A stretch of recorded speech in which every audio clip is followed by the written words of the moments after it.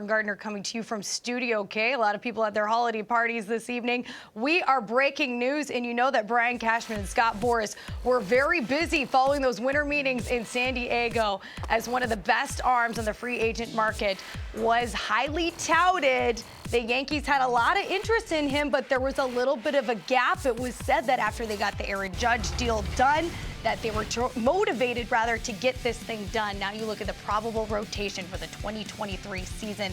How about this? Anchored by Gerrit Cole, the lefty Rodón there in the 2 spot, and then Nestor Cortes, Luis Severino, Frankie Montes, and so on and so forth. For more on this one, let's bring in our own Bryan Hoch, who's been following this story closely. Bryan, what was your reaction to this news when it just broke? Well, I'll tell you, I think that Hal Steinbrenner lived up to his word. He told Aaron Judge when they were negotiating that 9-year deal, Hal Steinbrenner said, look, we can get this deal done, and we can still do more to make the Yankees better, to close that gap on the Houston Astros. And he's delivered by getting Carlos Rodón, the best available starting pitcher on the market now that Jacob deGrom and Justin Verlander are off the board. This is a big one for the Yankees. I think you'd have to go back probably 2 decades to find a more formidable starting rotation in the Bronx. I'm going back to when Mike Mussina, Roger Clemens, Andy Pettitte, those guys were all in there. Because even in 2009, when they won the World Series, they did that by having only 3 guys make starts. I think top to bottom, this Yankee rotation, it's probably the most formidable in the American League right now. I think it's a big step forward for a team that needed to do more here this offseason. Bryan, why was it so important to get a lefty in that rotation?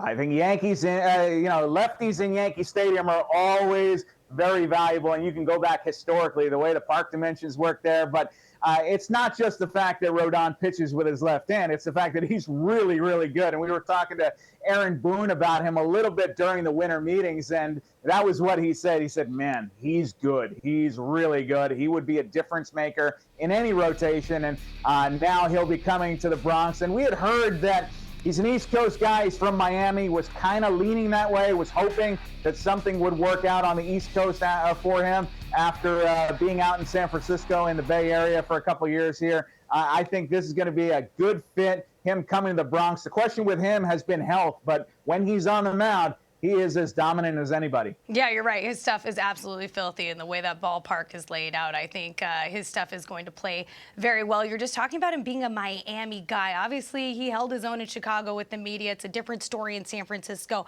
How do you think he's going to handle the New York media?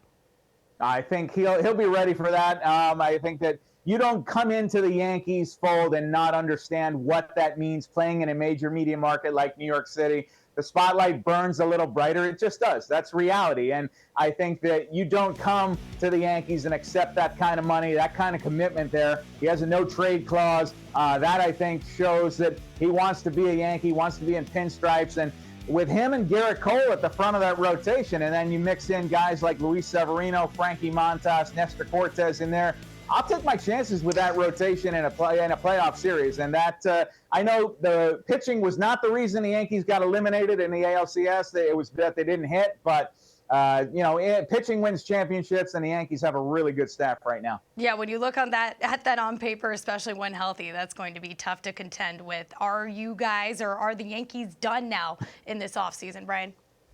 No, they have more to do. That definitely. And Brian Cashman was talking to us about that at the winter meetings and saying that left field is a vacancy right now. It's something they need to address. And Andrew Benintendi's still out there as a free agent. I would not rule out a reunion with him. I think that just comes to a matter of figuring out a salary and a length there. But clearly the Yankees traded for Benintendi for a reason. They didn't get to see him fully because he got injured there with kind of that freak wrist injury. But maybe you bring him back. Maybe you work on a trade.